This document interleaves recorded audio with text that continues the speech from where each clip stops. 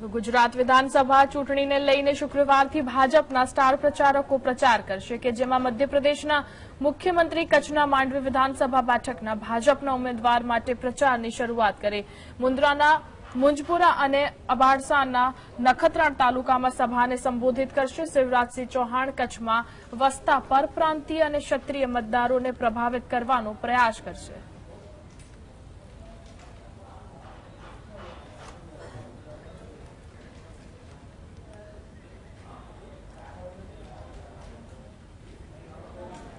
તો ચૂંટણીનો પ્રથમ રાઉન્ડનું મતદાન 1 ડિસેમ્બરના રોજ થવાનું છે, ત્યારે ચૂંટણી પ્રચારમાં પણ ગરમાવો આવી ગયો છે। વાંકાનેર મોરબીની સીટ પર મુખ્યમંત્રી યોગી આદિત્યનાથની સભા છે। યોગી આદિત્યનાથને આવકારવા માટે 3 બુલડોઝર શણગારવામાં આવ્યા છે। मैं इस अवसर पर आप सबके प्रति हृदय से अभिवादन करता हूं।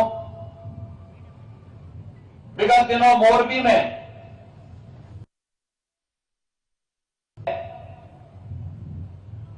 हुई दुर्घटना में जिन लोगों ने अपने परिजनों को, निकट संबंधियों को खोया है, उन सबके प्रति अपनी विनम्र श्रद्धांजलि अर्पित करते हुए उन सभी कालकर्मित हुए दिवंगत जनों के प्रति विनम्र श्रद्धांजलि अर्पित करते हुए ईश्वर से उनकी आत्मा की शांति की कामना भी करता हूं।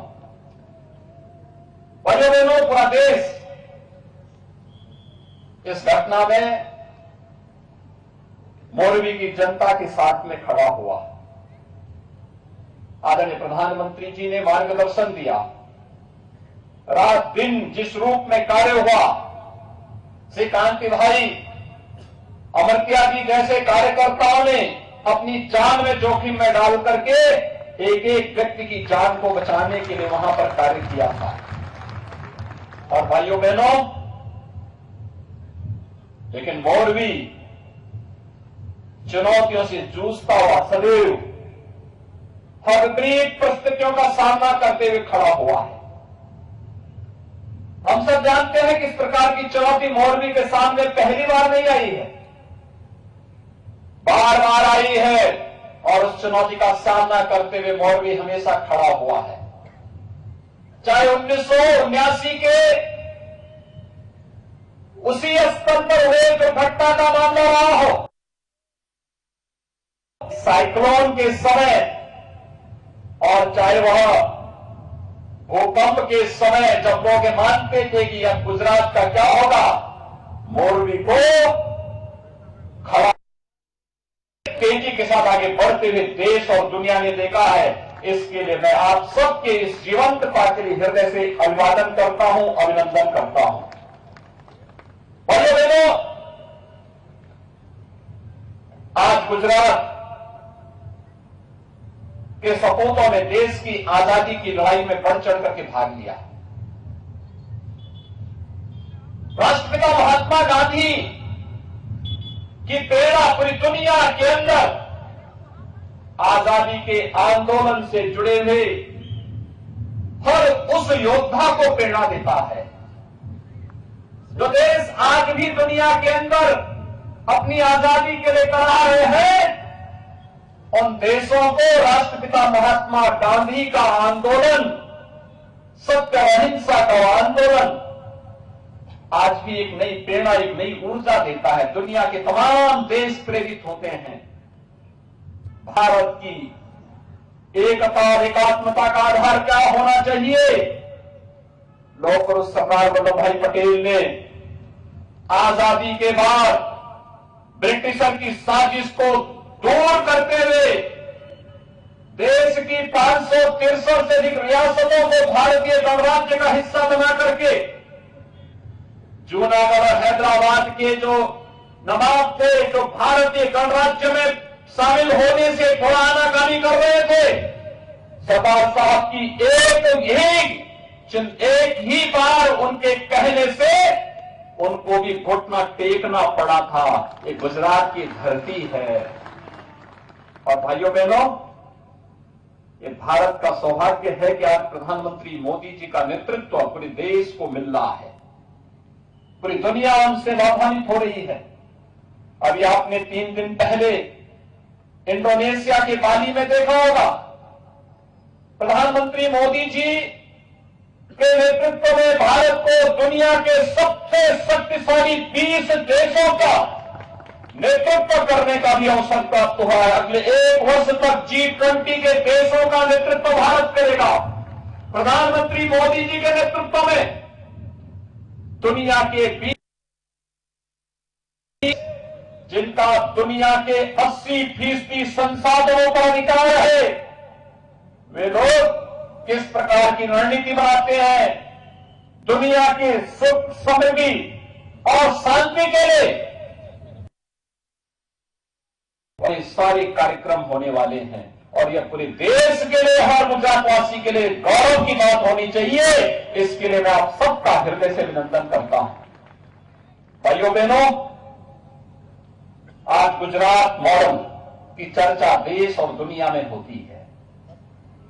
एक गुजरात मॉडल एक प्रधानमंत्री मोदी जी के मुख्यमंत्री कार्यकाल के दौरान हुए अनेक उन नवाचारों का उदाहरण है जो जीवन के प्रत्येक क्षेत्र में गुजरात ने स्थापित किए। विकास का क्या मॉडल होना चाहिए, सुरक्षा का क्या मॉडल होना चाहिए, शांति और सौहार्द के लिए क्या कुछ होना चाहिए, गरीब कल्याण के लिए क्या होना चाहिए, ईज ऑफ लिविंग के लिए क्या होना चाहिए, ये सभी मॉडल प्रधानमंत्री मोदी जी ने मुख्यमंत्री के अपने 13-14 वर्षों के कार्यकाल के दौरान न केवल गुजरात वासियों को बल्कि पूरे देशवासियों को दिया। और आज उसी मॉडल को पूरा देश ही नहीं, पूरी दुनिया उदाहरण के रूप में ले रही है। ये गुजरात का ही मॉडल है जिसने कोरोना जैसी आपदा के समय, महामारी के दौरान न केवल भारत के 135 करोड़ लोगों को एक नया जीवन देने का काम किया। आपने देखा होगा, जैसे जैसे कोरोना का प्रकोप बढ़ता गया, प्रधानमंत्री मोदी जी ने नए नए तरीके से उसको निपटने की भी रणनीति देनी प्रारंभ की। पहले जान है जहान है, हर व्यक्ति अपने आप को बचाए। इसके लिए प्रधानमंत्री मोदी जी ने जब लॉकडाउन की घोषणा की तो जान है जहान के माध्यम से प्रत्येक व्यक्ति को सुरक्षित रहने के लिए एक नई प्रेरणा दी। कोरोना का प्रकोप दुनिया के अंदर बढ़ता गया, भारत के अंदर जीवन और जीविका को बचाने के लिए फिर कार्रवाई और उसके अनुरूप रणनीति भी तय हो गई। तीसरे चरण में आपने देखा होगा कि जो जहां बीमार है वही उपचार की व्यवस्था भी होनी है। यह कार्य भी हुआ और जब लगा कि नहीं, इसके अलावा कुछ और भी चाहिए, फ्री में टेस्ट, फ्री में उपचार, फ्री में वैक्सीन, और भाइयों बहनों, हर गरीब को, देश के 80 करोड़ भारतवासियों को फ्री में राशन की सुविधा भी तो प्रधानमंत्री मोदी जी ने दी थी। फ्री में राशन की सुविधा भी दी, दुनिया के अंदर कहीं नहीं हुआ। और गरीब के लिए नई नई योजनाएं घोषित हुई। आज गरीब कल्याणकारी योजनाओं की जब बात आती है तो भारत एक उदाहरण के रूप में दुनिया के सामने आता है। विकास के सबसे बड़ी अर्थव्यवस्था के रूप में भारत की बात आती है तो दुनिया के सामने भारत एक रोल मॉडल के रूप में रहता है। और ये हमारा सौभाग्य है, जिस देश की आजादी को लेकर के राष्ट्रपिता महात्मा गांधी ने कई बार जेल की यात्रा की थी, सरदार वल्लभ भाई पटेल जी के नेतृत्व में जिस देश ने आजादी की इस लड़ाई को एक नई ऊंचाइयों तक पहुंचाने में अपना योगदान दिया था, उस आजादी के अमृत महोत्सव के मुख्य महोत्सव में ये देश प्रधानमंत्री मोदी जी के नेतृत्व में कितनी भव्यता के साथ अपनी आजादी के अमृत महोत्सव के कार्यक्रम के साथ जुड़ा। हर घर तिरंगा इसका उदाहरण है। भाइयों बहनों, 1947 में कांग्रेस ने, हो सकता है कि हमारे घरों में भारत के आन मान शान के प्रतीक तिरंगा को फहराने में चूक की होगी, लेकिन आजादी का अमृत महोत्सव कैसे होना चाहिए, ये प्रधानमंत्री मोदी जी ने देश की आजादी के 75 वर्ष पूरे होने के बाद उस कार्यक्रम को आगे बढ़ाया। आज तो मैं आपसे कहने के लिए आया हूं कि भाइयों बहनों, भगवान श्री कृष्ण कभी मथुरा छोड़ करके द्वारिका में आए थे। द्वारिका उनका धाम बना, एक तीर्थ बन गया। आज गुजरात में भगवान सोमनाथ मंदिर के पुनरुद्धार के साथ ही आज उसका भव्य रूप जब देखने को मिलता है, द्वारिका के भव्य स्वरूप को सामने लाने का कार्य होता है। अम्बा माता के मंदिर के भव्य रूप को दुनिया के सामने जब प्रस्तुत किया जाता है, ऐसे ही भारत की विरासत के प्रतीक, आस्था के प्रतीक, इन सभी धर्मस्थलों के भव्य स्वरूप देखने को मिलता है, तो उससे एक नई प्रेरणा हम सबको भी प्राप्त होती है। और हम सब आभारी हैं आपके। आपने बार बार मोदी जी को यहां मुख्यमंत्री के रूप में चुना।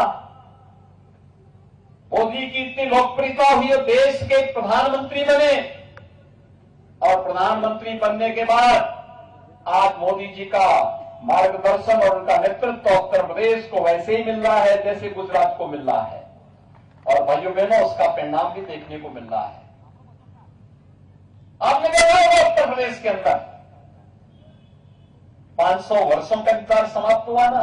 अयोध्या में भगवान राम का भव्य मंदिर का निर्माण कार्य प्रारंभ हो गया ना। अयोध्या में भगवान राम के भव्य मंदिर का निर्माण कार्य प्रारंभ हुआ। और काशी में काशी विश्वनाथ धाम किस भव्य रूप में देखने को मिल रहा है। आप में से बहुत सारे लोग गए होंगे, जो नहीं गए मैं उनको आमंत्रित करूंगा, काशी में आइए, काशी विश्वनाथ धाम का दर्शन करिए। कितना भव्य स्वरूप हो गया है। कोई 2017 के पहले गया होगा, 14 के पहले गया होगा, उसे विश्वास ही नहीं होगा। यही तो है, मोदी है तो मुमकिन है, इसी को कहते हैं भाइयों बहनों। यही है तो संकल्प लिया। आज विकास की नई नई ऊंचाइयों को छूता हुआ भारत, आस्था के तीर्थ स्थलों का होगा सम्मान और उसका भव्य स्वरूप। आप उत्तराखंड में केदारपुरी और बद्रीनाथ धाम में जाइए, वहां पर भी यही भव्य स्वरूप आपको देखने को मिलेगा। आप उज्जैन में जाइए, महाकाल के महालोक का दर्शन करिए। प्रधानमंत्री मोदी जी ने अभी कुछ दिन पहले उसका लोकार्पण भी किया है। और भाइयों बहनों, मैं पूछना चाहता हूं,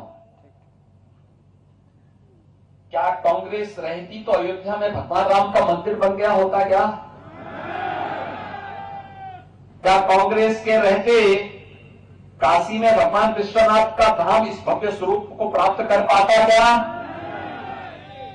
कांग्रेस के रहते, अच्छा बताओ, प्रधानमंत्री मोदी जी और गृह मंत्री अमित शाह जी ने कश्मीर की धारा 370 को सदैव के लिए समाप्त कर दिया, आतंकवाद की जड़ को सदैव के लिए मिटा दिया। क्या कांग्रेस के रहते सब संभव हो पाता क्या?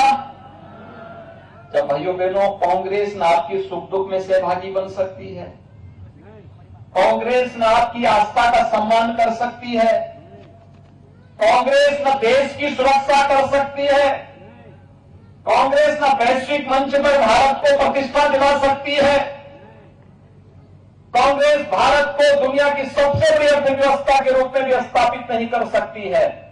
और कल तो मैं एक बड़ा मजेदार देख रहा था। कल कांग्रेस के एक मंच पे राष्ट्रगान हो रहा था, राष्ट्रगान के दौरान फिल्मी गीत बजने लग गया। ये तो इनकी राष्ट्रभक्ति है। राष्ट्रगान का भी सम्मान नहीं कर सकते।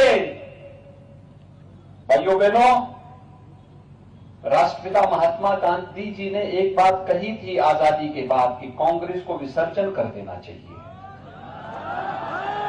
और राष्ट्रपिता